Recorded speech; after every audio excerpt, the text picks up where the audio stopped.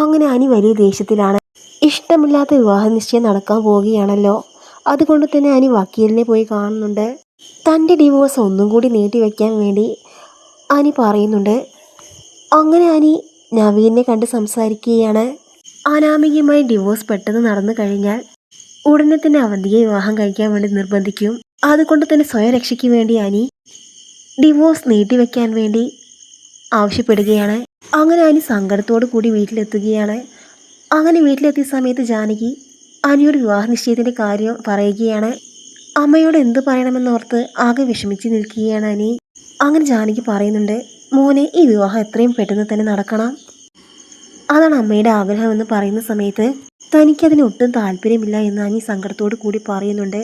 എന്തായാലും മുത്തശ്ശൻ്റെ തീരുമാനമാണ്, അതിനൊരു മാറ്റവും ഉണ്ടാവില്ല, അവന്തികയുമായി വിവാഹ നിശ്ചയം ഉടനെ തന്നെ ഉണ്ടാകും എന്ന് പറയുകയാണ് ജാനകി. അങ്ങനെ ആകെ വിഷമിച്ചിരിക്കുന്ന അനിയെ കാണുമ്പോൾ ജാനകിക്ക് മനസ്സിലാകുന്നുണ്ട് അനിക്ക് അവന്തികയെ ഒട്ടും ഉൾക്കൊള്ളാൻ പറ്റില്ല എന്ന കാര്യം ജാനകി മനസ്സിലാക്കുകയാണ്. അങ്ങനെ ജാനകി ദേവയാനിയെ കണ്ട് പറയുന്നുണ്ട്, അനിമോൻ ആകെ വിഷമത്തിലാണ്, എനിക്ക് ഭയങ്കര വിഷമമുണ്ട് ഏട്ടത്തി എന്ന് പറയുന്ന സമയത്ത് ദേവയാനി പറയുന്നുണ്ട്, എന്തായാലും മുത്തശ്ശനെടുത്ത തീരുമാനമല്ലേ, മുത്തശ്ശനൊരു തീരുമാനമെടുത്താൽ അതിൽ മാറ്റമുണ്ടാവില്ല എന്ന് ജാനകിക്ക് അറിയില്ലേ എന്ന് ചോദിക്കുകയാണ് ദേവയാനി. എന്തായാലും അനിമോന് വിവാഹ നിശ്ചയത്തിന് ഒട്ടും താല്പര്യമില്ല, അത് ഞാൻ മനസ്സിലാക്കുന്നു ജാനകി എന്ന് ദേവയാനി പറയുകയാണ്. ഞാൻ മുത്തശ്ശനെ കണ്ട് സംസാരിക്കണോ എന്ന് ദേവയാനി പറയുന്ന സമയത്ത് എന്തെങ്കിലും ചെയ്യണോ ഏട്ടത്തി, അല്ലെങ്കിൽ അനിമോൻ്റെ വിഷമം കണ്ടിട്ട് എനിക്ക് ഒട്ടും സഹിക്കാൻ പറ്റുന്നില്ല എന്ന് പറയുകയാണ് ജാനകി. എപ്പോഴും അവൻ്റെ പുറകെ നടന്ന് ഓരോന്ന് കുത്തി പറയണ്ട എന്ന് ദേവയാനി പറയുന്നുണ്ട്. നിശ്ചയത്തിൻ്റെ കാര്യം എപ്പോഴും അവനോട് പറയണ്ട എന്ന് ദേവയാനി പറയുമ്പോൾ എന്തായാലും അനിയുടെ കാര്യത്തിൽ ഉടനെ തന്നെ ഒരു തീരുമാനമെടുക്കണം എന്ന് ജാനകി പറയുകയാണ്. അനിയോട് ഞാൻ സംസാരിക്കാം, അവൻ്റെ മനസ്സ് എന്താണെന്ന് അറിയണം, എന്തായാലും ഇന്നത്തോടു കൂടി ഒരു തീരുമാനമെടുക്കുക എന്ന് പറഞ്ഞുകൊണ്ട് ദേവയാനി അനിയെ കാണാൻ വേണ്ടി റൂമിലോട്ട് പോകുന്നുണ്ട്. അങ്ങനെ ദേവയാനി പോകുന്ന സമയത്ത് അനി റൂമിലിരുന്ന് ആകെ വിഷമത്തോടു കൂടി എന്തോ ചിന്തിച്ച് നിൽക്കുകയാണ്. അങ്ങനെ ദേവയാനി അനിയോട് ചോദിക്കുന്നുണ്ട്, എന്താ മോൻ എന്താണ് പറ്റിയത്?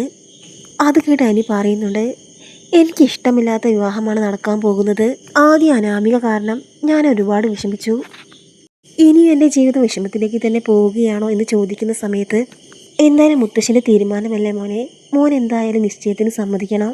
അത് കേട്ട് അനി പറയുന്നുണ്ട്, എന്തായാലും എൻഗേജ്മെൻറ്റ് നടക്കട്ടെ, എന്നാൽ വിവാഹ നിശ്ചയത്തിൻ്റെ അന്ന് എന്നെ ഇവിടെ കാണില്ല എന്ന് അനി ദേഷ്യത്തോടു കൂടി പറയുന്നുണ്ട്.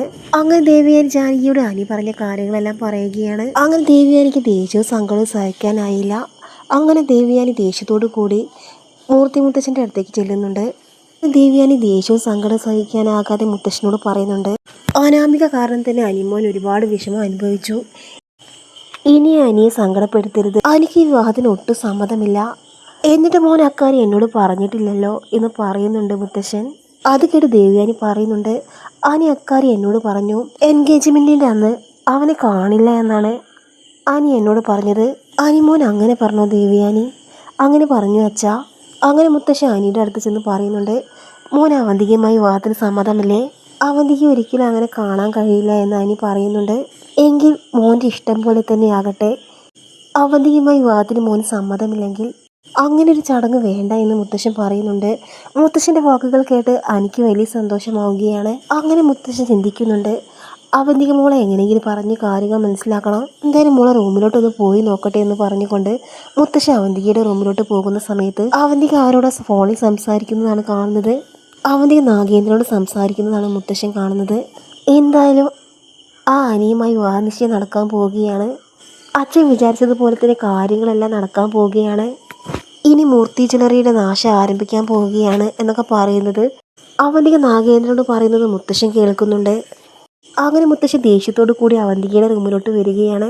അവന്തികയെ, നീ പറയുന്നതെല്ലാം ഞാൻ കേട്ടു, നീ നിന്റെ അച്ഛനും കൂടി ഈ അനന്തപുരിയെ നശിപ്പിക്കാൻ വേണ്ടി വന്നതാണല്ലേ, നിന്റെ അനിയുടെ എൻഗേജ്മെൻറ്റ് ഒരിക്കലും നടക്കാൻ പോകുന്നില്ല, ഇനി മുതൽ മൂർത്തി ജ്വല്ലറിയിലേക്ക് നീ വന്നു പോകരുത്, ഇനി ഈ അനന്തപുരിയിൽ വീട്ടുജോലിക്കാരിയായി നിനക്ക് ജീവിക്കാം.